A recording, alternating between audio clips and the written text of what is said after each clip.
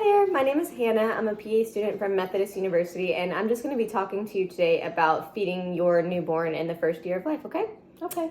So, as a newborn, I'm sure you probably already know you want to do either breastfeeding or formula. So, if you choose to breastfeed, and you can do a mix of both, it kind of just depends on your milk production.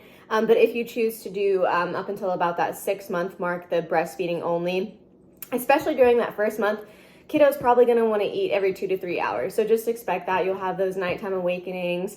And then after that, first, second month, if they're experiencing any like spit up and things like that, we can talk about thickening the feeds if we need to, based on tolerability. And then there's other methods that we can do to help alleviate that if it becomes a problem for you and the baby.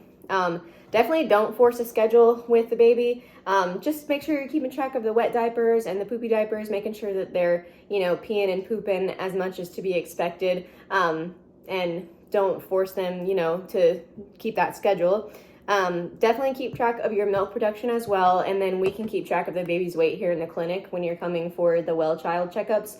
And well-child checkups, yeah, that's a tongue twister. And then just making sure that the weight is accurately like moving up the growth charts as it should. And then if it's not, we can talk about supplementing if you do choose to breastfeed. However, we can supplement with formula if the baby's not gaining like it should. And so if formula is needed, you can do it just as supplementation, or if you choose not to breastfeed, totally fine. A happy baby is a fed baby. So in that case, at 1 month, you start with about 2 to 4 ounces, about 6 to 8 times, and then the amount needed will go up, but the amount of times that you feed will go down. So about 2 months, 5 to 6 ounces, and then about 5 to 6 times a day, and then from 3 to 5, about 6 to 7 ounces, about 5 to 6 times a day.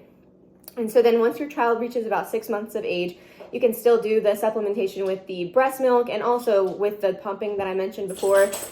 You want to, if you can, while your child is an infant, to do that pumping so that you can freeze some, because as your child grows older, their hunger cues will start to outweigh the amount of production that you have, whereas as an infant, they probably won't need as much milk as you're producing. So that can help to freeze some once they start getting a little hungrier so that you can have more of that supplementation with the breast milk.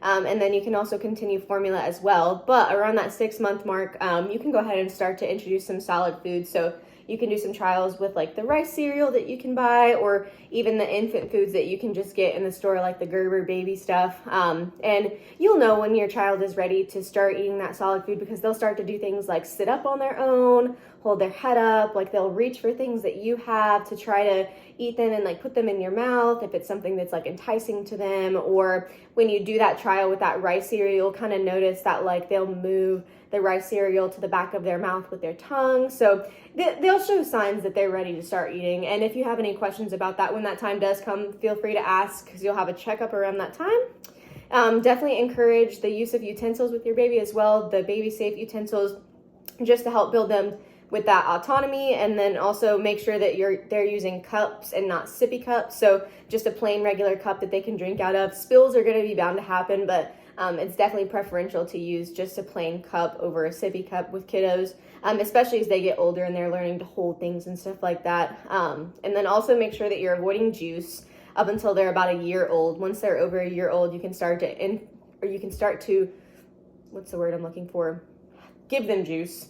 Introduce, that's what I'm looking for. Introduce some juice to them, but make sure it is pasteurized and that it's also in a cup, not a sippy cup. And then at about 9 months, you can start to offer 2 to 3 healthy snacks a day. And then even if that's, something that's off the table, because babies are interested in what people around them are eating. So soft things like mashed potatoes or applesauce, things like that, that you can give them off the table. And then additionally, make sure that you're avoiding foods like honey and canned foods, because those can have a high rate of botulism. And what that is a something that attacks the nervous system in children. It can cause some very serious side effects. So you just want to avoid those in about the first year of life, and make sure that in general that you're not restricting your child's fat and cholesterol intake, because they need that fat and cholesterol to grow and develop, and just making sure that they're getting all the nutrients that they need, unless one of us tells you otherwise and your child is maybe gaining too much and they're off of the growth chart and it's not normal, with lineage. Like maybe if you were off the growth chart and your husband was off the growth chart, then maybe we could expect your child to be off the growth chart. But if they're off the growth chart and you guys were about average, then maybe we could talk about cutting some things out of their diet. But otherwise, I would just make sure that you're not restricting unless we say anything, me or one of my other colleagues, for you to do otherwise. Okay. Do you have any questions? I do. So about the rice cereal, so is that something you give them in their bottle, or that's something you give them like when you start introducing the food? So both. You can add it into the bottle to thicken the feeds, especially if you notice that your baby is starting to spit up. That can kind of help with more of like the tolerability of the feed. And then also when you start introducing solid foods, you can kind of give them that rice cereal as like a trial.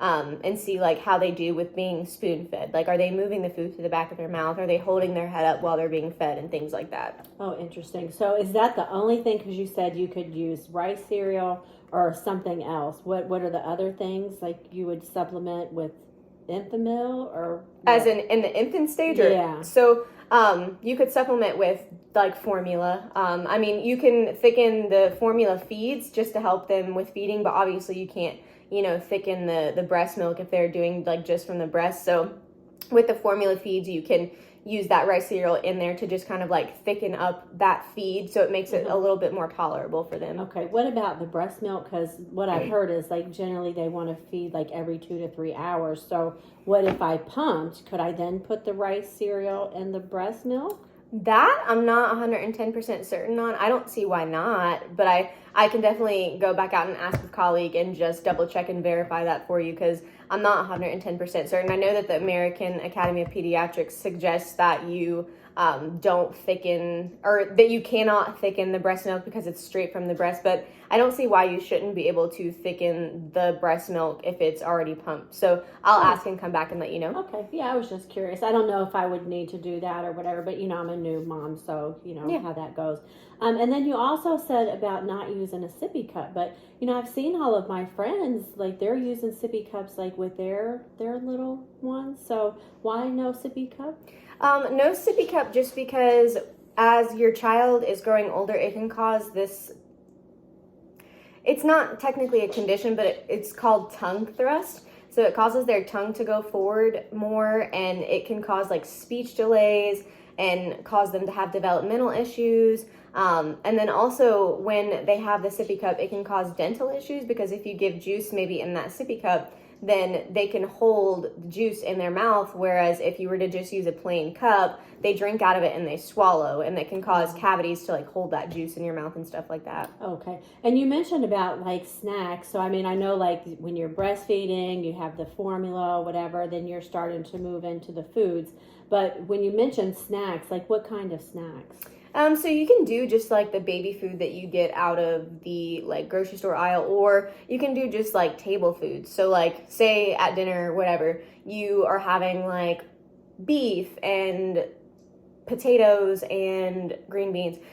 Cut it up really small and put it on a plate for your baby, or throughout the day, maybe some applesauce, some smashed bananas, things like that, to just that you would eat that is gonna like make your baby interested. Definitely mashed potatoes, and then like really, really small cuts of the food if you decide to give them anything like off of the table.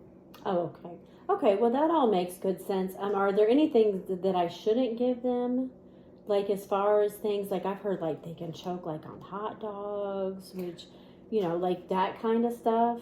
Definitely, I would say anything like that could cause like be a choking hazard. Make sure that if you're giving it to them that you cut it up really finely, like a hot dog, like a grape, like a blueberry, like small foods like that. Even though blueberries are very small, they can still cause like pose a choking hazard. So just making sure that you're cutting it up into pieces to where if you swallowed it, then you wouldn't choke on it.